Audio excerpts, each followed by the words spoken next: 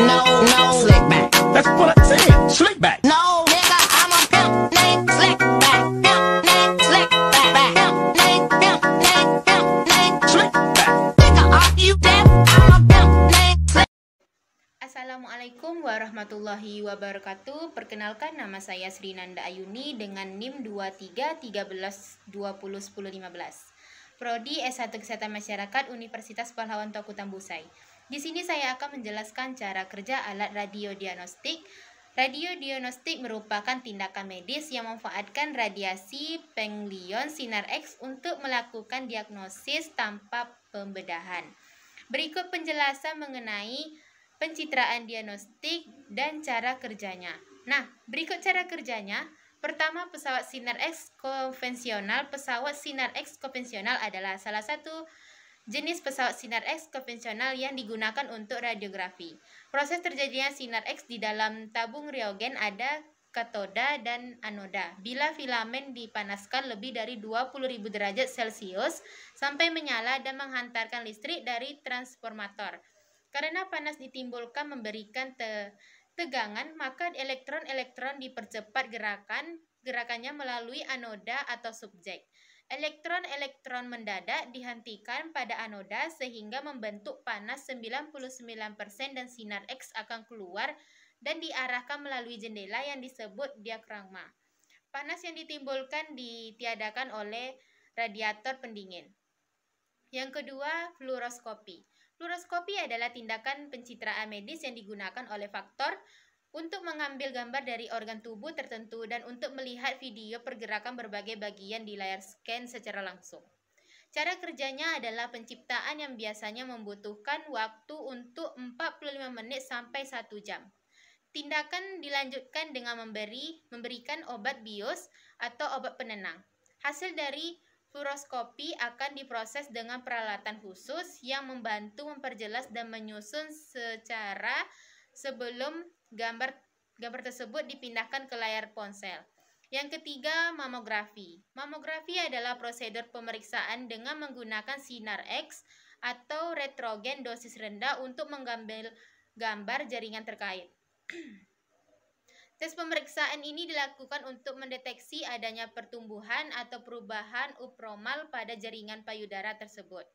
Untuk mengetahui keberadaan kanker, cara kerja mamografi adalah payudara pasien akan ditempatkan ke dalam alat retrogen dengan kompresor yang akan menekan payudara untuk mendatarkan jaringan di dalamnya. Tes ini dapat dilakukan dalam posisi duduk atau berdiri. Dalam proses ini, dokter akan meminta pasien untuk menahan nafas saat payudara dikar.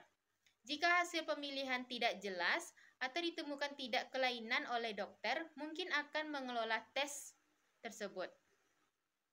Yang keempat, CT scan adalah prosedur pencitraan medis dengan sinar X dan menggunakan komputer untuk menghasilkan gambar yang lebih detail dalam bentuk irisan-irisan. Pemeriksaan ini dilakukan dari berbagai sudut sehingga gambar bisa terlihat hingga bagian paling tinggi tanpa perlu operasi CT scan, berupa mesin dengan lubang seperti lowongan dan tempat berbaring di dalamnya. Pasien dewasa mesti berbaring di meja pemeriksaan dalam mesin tersebut untuk menjalani pemindaian. CT scan bekerja dengan cara penyinaran sinar X dari berbagai sudut lalu membentuk gambar 3 dimensi dari berbagai tubuh diperiksa komputer. Mengolah gambar dari sinar X untuk menghasilkan citra 3